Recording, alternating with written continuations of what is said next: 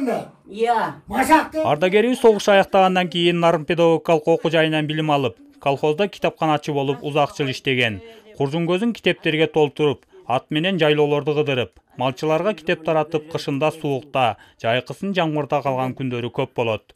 Эмгектин алдыңкысы катары айылдык кеңештин бир нече жолку депутаты болуп, өзүнө тагылган милдетти татыктуу өтөгөн. Atam soğuşa gitti. Enem menen hüce çöp çap yardım edip kalkosu gövüştezim. Kalkosuna uğrap işte anda dele tama kayda. Jürüre temten dep. İşte apam var. Apam bağışlatıp tramvol жақсы iştegenim yönde. Жақсы жүрдім.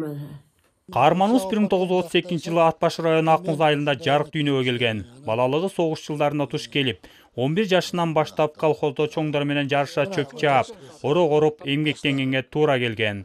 Ысык суукта, тала түздө көп жүрүп, эки тиземе суук тийиптир, баса албайм деген Сүйүн апа учурда небересинин колунда күн кечирүүдө.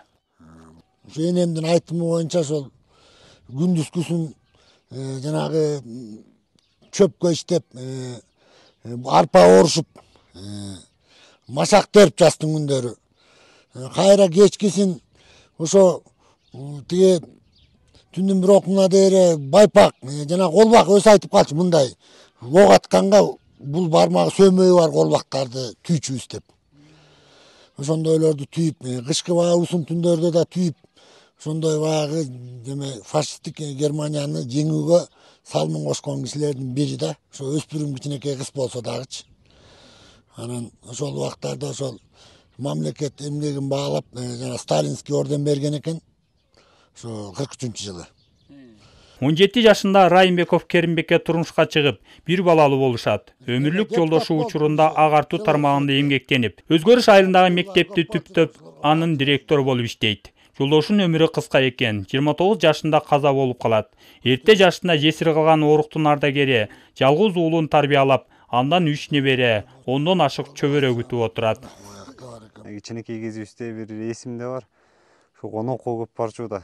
Ошо конокко барган кезде ошо бир туугандарыбыз болуп топтолуп алып, артынан ээрчип эле үстүнө жармашып алчубуз. Анан кээ бир кездерде ошо ата-энемдер айтып калат. Эл айтып койчу экен, паровоз кемпир депчи. Бизди ошо аябай неметип бакты. Мээримин төктү.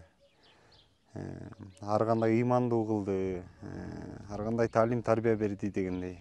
Сүйүн апа бир жылдан бери ден соолугу начарлап, баса албай, сүйлөй албай калган. Карлыктын белгиси катары кулагы да катуу болуп, биздин берген суроолорубузга кыска араң жооп берди. Ал кыйналып жатып да, жергебизде согуш болбосун, элибизде тынчтык болсун деген тилегин жолдоду. Максат Абдыракунов, Алмаз Асаганов, Нарын жаңылыктары.